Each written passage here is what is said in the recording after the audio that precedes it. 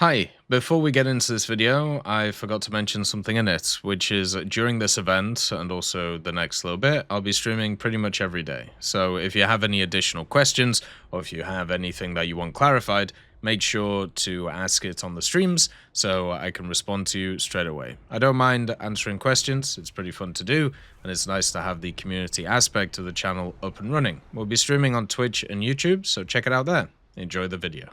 Hello everyone, hope you're doing well. Yesterday we had a look at the MARUT in the game, and today is the day before the MARUT event starts. This means that there is limited time before the challenges begin, and I thought I would make a video looking at how I'm going to grind it, give you some tips and tricks, and then also at the same time give you an idea of what the worth of the MARUT is going to be on the market. So first of all, we'll go through the worth, and then we'll go through how to grind it, because it seems like a lot of people are interested in how much this thing will be.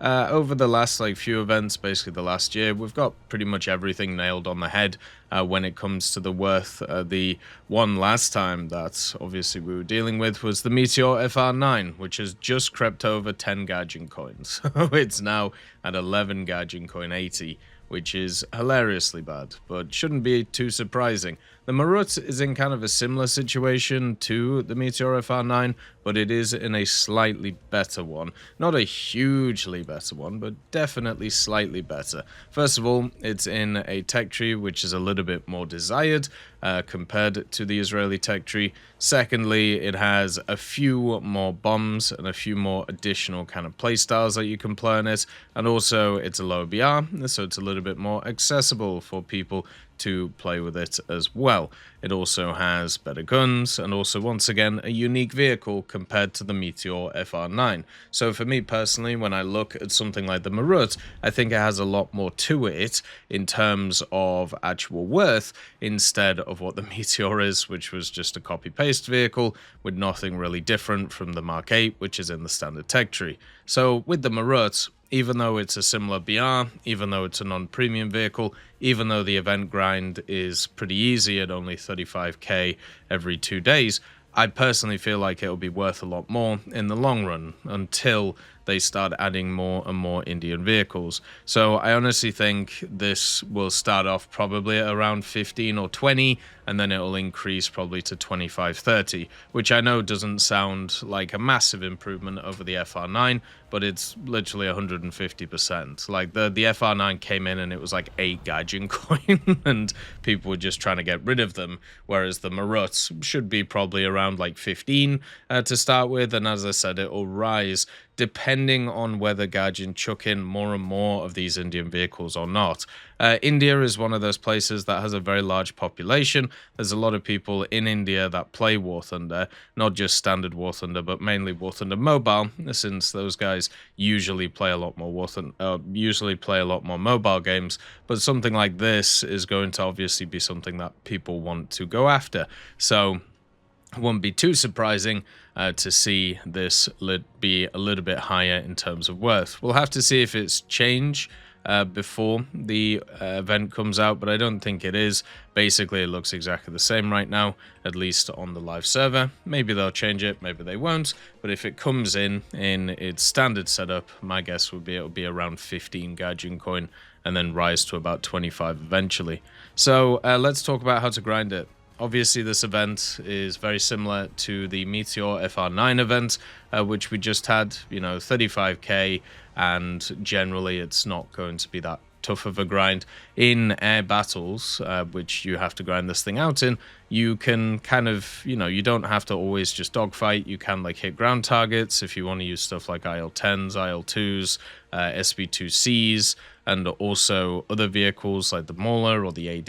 You can just kind of clean up a bunch of ground targets, get 1,000 score in one run, and then, kind of go from there. If you want to go after, air-to-air stuff, you can do that too. I'm going to basically use this event to spade a bunch of jets, which is what I did last time, and I've unlocked so many of the damn things, but unfortunately, a lot of them are kind of similar, so I'm going to have to set myself kind of a goal of spading X amount to just try and get through them. For example, I'm going to be focusing on China, because China has the F104G, the J8B, the F5s, and also stuff like the S16 and the J8F.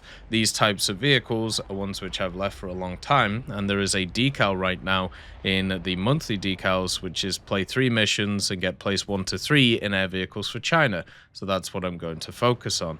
There are other things you can focus on too, such as the other decals which are in the monthly decals. There's some of them which are designed for air vehicles, such as the Scotty decal, where all you have to do is defeat 60 players using British air vehicles, and that obviously would be quite nice.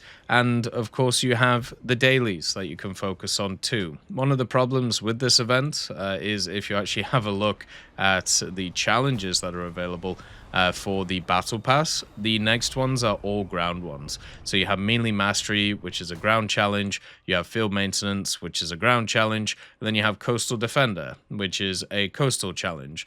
So basically you don't have an air challenge while this event is going on, and that means that you can't really double dip with that area, so you're going to have to find other ways of trying to kind of push yourself forward. One of the other things as well is you need vehicles that you can fall back on if you don't have a lot of time in a day and you just kind of want to get some mission score done. As I said, stuff like IL-10s for that are really good, or stuff like SP2Cs if you're using the French or if you're using the Japanese one are really good, or just general strike aircraft where you can just hit a base and then go to the next area. Well, you'll find at a lot of higher echelons where the kind of percentages for mission score are higher, you'll find a lot of people who will hit bases with incendiaries, and then they'll kind of go dogfight with their premium vehicles or with vehicles that are just the fastest. There's not a ton you're going to be able to do in that setup if you are not using one of those vehicles, so it's better to focus either on ground targets or it's better to focus on air targets and not worry about the bases as much. That's something that at least I found in the last kind of setup for it. It kind of made me sad because it basically meant that a lot of the strike aircraft and bombers at those BRs are completely pointless because they just get outrun by stuff like MiG-23s and also Phantoms. So you have to play the air-to-air role, which you can do. You know, it's not something that's at the end of the day not too bad. I'm going to be spading a lot of stuff like F5s, as I said. I think I'm going to give the F111F a go, and then also the Buccaneer S2B, just to kind of get them done and see where they're at in terms of it, and also just to use them in ground forces, because generally these vehicles fit better in ground forces. The last event, I ended up spading the MiG-27, the Su-24M, and stuff like the Su-17M2, and a bunch of kind of air-to-air vehicles too. And the idea was to kind of focus on getting them done, so therefore it makes the next area a little bit easier. One thing that Gaijin has also done across the board is add a bunch of random modifications to stuff. So for example, the Spitfire LF Mark 9 now has extra bombs. The Vampire also has, I think, extra bombs now. So does stuff like the Jaguar GR1. It has more chaff, so you can actually use this to kind of like respade vehicles and go through them. For example, the P51D20 for China now has extra bombs. The P47D30 has extra bombs. The F40 has extra bombs. So all of these things got little extra things, so you can play 1 or 2 matches in places. If you've already spaded them, it'll give you a nice experience because you're playing a spaded vehicle, and you can respade stuff, get a bit of SL, and then move on to the next thing. It just gives you a little bit of a boost and means that you're not constantly playing vehicles that aren't in optimal positions. Of course, a bunch of the general meta vehicles are there, which will always be good. The F5s will always be good, in their general BR areas. Stay away from most of the Phantoms because they're in pretty bad places right now. You got to be very careful of the 12-7 bracket because that's where the Hornets live. So if you sit at like kind of 11-3, 11-0, you'll have a much better time than you would previously. So stuff like the MiG-21 BIS is probably in a really good position at the moment. And then also lower than that, 10-3, 10-7 has a lot of very fun vehicles at 2.